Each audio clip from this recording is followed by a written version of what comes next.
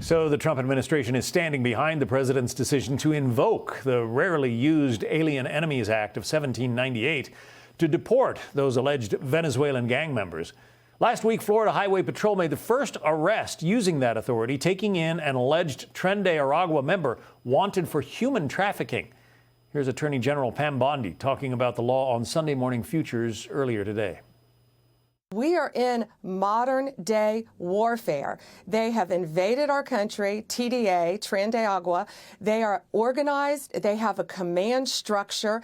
They are sending money to each other throughout the country and out of the country back to support their terrorist actions. It's modern day warfare, and we are going to continue to fight that and protect American citizens every single step of the way.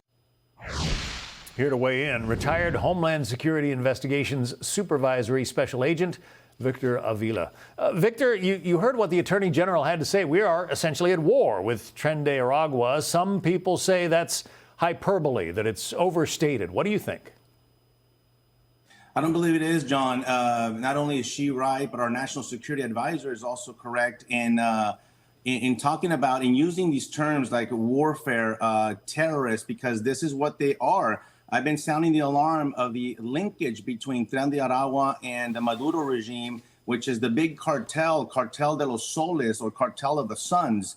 And that linkage is a national security threat to the United States. Also, let's not forget that Tren de Aragua's linkage to the Mexican cartels. A lot of them, obviously, because they came through Mexico, made contacts with these cartels that recruited them and helped them financially, because we know that they sell their drugs. We know that they participate in the illicit activities in the United States. And so let's not ignore that linkage as well. So you think that in some respects, Tren de Aragua is actually acting on behalf of the Maduro government in Venezuela? I believe they are, John. I believe that Maduro knows exactly who they are, why they were released, a lot of them from prisons, a lot of them ex-military members, by the way, that were well trained in weapons. And this is why the Mexican cartels loves them, because they are already well trained. They're easy to be recruited. And a lot of them are very young in age, by the way. Don't be mistaken by being a 17, 16-year-old. Sometimes, you know, we tend to call them an unaccompanied minor, and sometimes we think that minor might be a 6-year-old. No. They're actually fall into that category, but they're 14, 15, 16, 17-year-olds that are highly trained killers, criminals. And unfortunately, a lot of them have made their way into our country. And when we find out, it's too late, because they've already committed a crime against one of our citizens, or even against one of their members of their own community, the immigrant community. So this is how dangerous this group is. Yeah, sadly, they have really proliferated throughout the United States. We have a map that shows where Tren de Aragua members have made their presence known. And you can see all the way from Montana down to Florida, significant numbers of this gang. What does Maduro get out of supporting or encouraging a gang like this? What's his goal, do you think?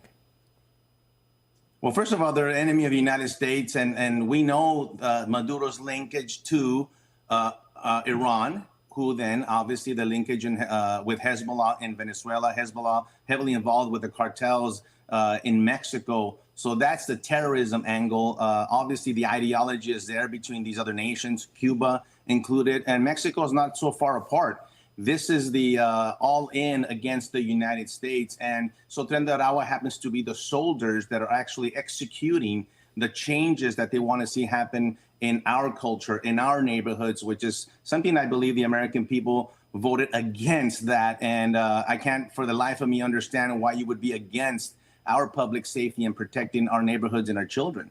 So some of these smaller police departments, sheriff's departments that are having trouble with Tren de Aragua, they're able to call on the federal government now for help, the U.S. Marshals and the FBI and others?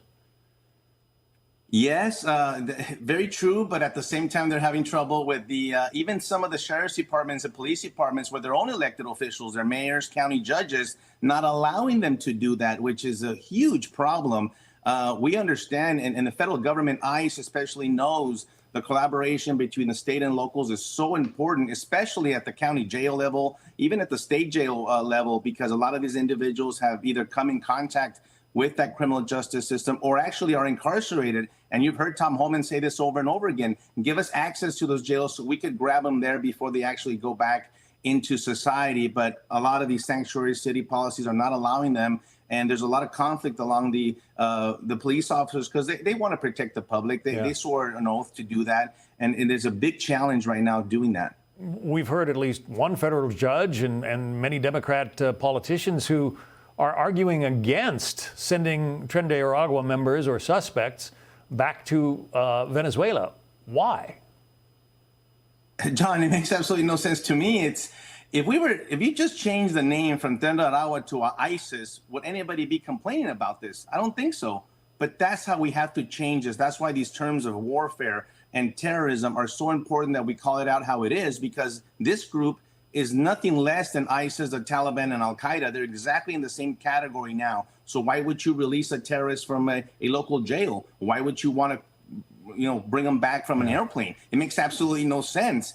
But I think here, because it's politicized in a sense that immigration somehow is attached to this, and now they seek some kind of additional protections from these sanctuary towns and cities and even states. I don't understand it. I think a lot of Americans don't understand it, and siding with President Trump in wanting the public safety and wanting the enforcement behind it. We haven't had that in a while. Victor Avila, we have to say goodbye. Thanks for coming on.